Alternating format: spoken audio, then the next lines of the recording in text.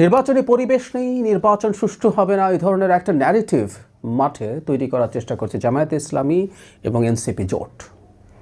এনসিপিরা অনেকে বলেছেন, জামায়াতের অনেকে বলেছেন। গতকাল তারা অফিসিয়ালি এরকম একটা স্টেটমেন্ট দিয়েছেন।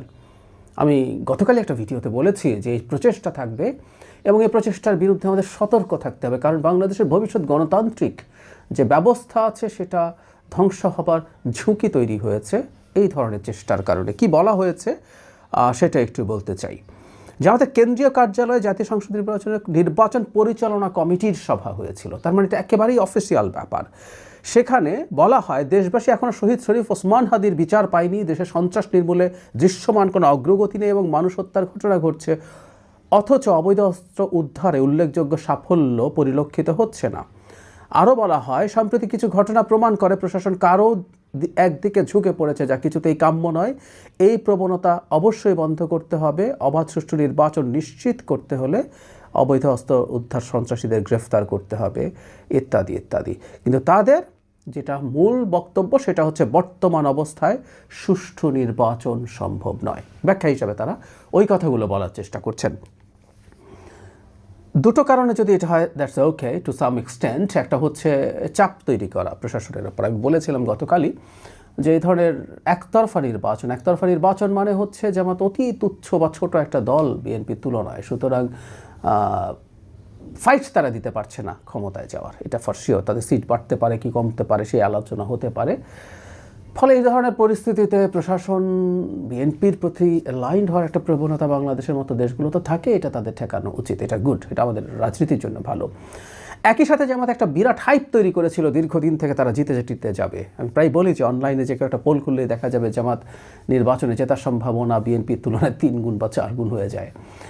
এটা করতে করতে এখন ঝুঁকি যেটা তৈরি হয়েছে, এটা কাউকে হয়তো এক ধরনের ইনফ্লুয়েন্স করা যায়। ঝুঁকি হয়েছে আমাদের সোশ্যাল মিডিয়ার ইকোসিস্টেমে থেকে মিডল ক্লাস, এডুকেটেড মিডল ক্লাসদের একটা অংশ মনে করেন যে আমার অনেক কিছু হয়ে গেছে, কিন্তু পরে নির্বাচনে যদি দেখা যায় তাদের এই প্রত্যাশার তুলনায় অনেক কম সিট পেয়েছেন, এই লজ্জা ঢাকার জন্য এইসব কথা বলে রাখা দরকার আছে। কিন্তু এটা মূল কারণ বলে আমি মনে করি না। মূল কারণ আসলে বিএনপির সাথে দর কষাকষি, এটা খুব ভয়ঙ্কর। এই দর কষাকষি তারা কোন পর্যায়ে নিয়ে যাবে আমরা নিশ্চিত নই। বিএনপির সাথে নির্বাচন একসাথে করার জন্য দীর্ঘদিন তারা দর কষাকষির চেষ্টা করেছেন।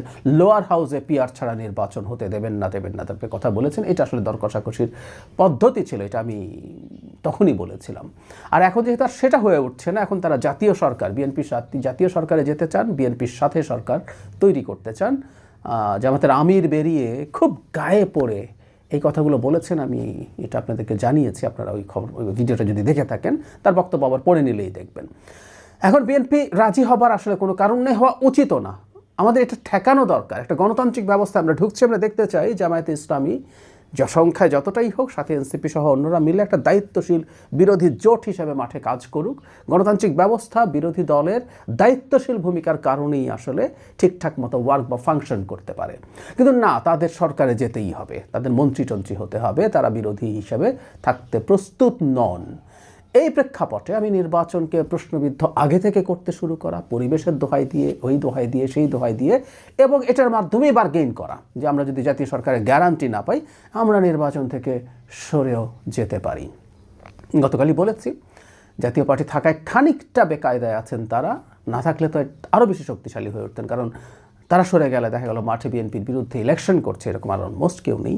বিএনপি আর বিএনপির বিরোধীরা এটা নির্বাচনকে প্রশ্নবিদ্ধ করতো, এই কারণে তারা জাতীয় পার্টিকে সরিয়ে ফেলতে চেয়েছিলেন, এখনও সেই আলাপ মাঝে মাঝে দেন। যাই হোক, তারা তারপরও সরে গেলে জাতীয় পার্টি থাকার পরও জাতীয় পার্টি আসলে খুব শক্তিশালীভাবে থাকতে পারেনি, কারণ তাদের উপরে প্রচণ্ড চাপ তৈরি করা হয়েছে। তাদের প্রচুর প্রার্থী যারা ভালো ফাইট দিতে পারতেন, অনেকেই সাহস করেননি নির্বাচনে পার্টিসিপেট করতে, সেই ভীতি তো ছিলই। যাই হোক, তো তারা যদি সরে যান এটা আসলেই একটা পরিস্থিতি তৈরি করার সম্ভাবনা আছে। সেই কারণেই তারা এই আলাপগুলো করছেন বলে আমি মনে করি। এটা প্রথম দুটো যদি হয় সেটাকে আমি ছাড় দিতে প্রস্তুত আছি। তারা প্রশাসনের উপর চাপ রাখতে চান যাতে তারা নিউট্রাল থাকে, তারা যাতে বিএনপির প্রতি সত্যি ঝুঁকে না পড়েন।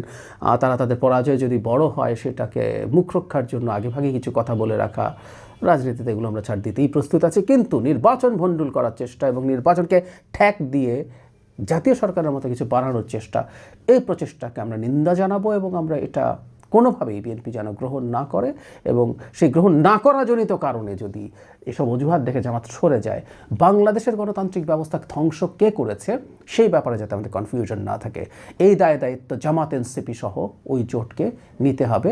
জনগণ এই ব্যাপারে যেন একেবারেই সতর্ক থাকে।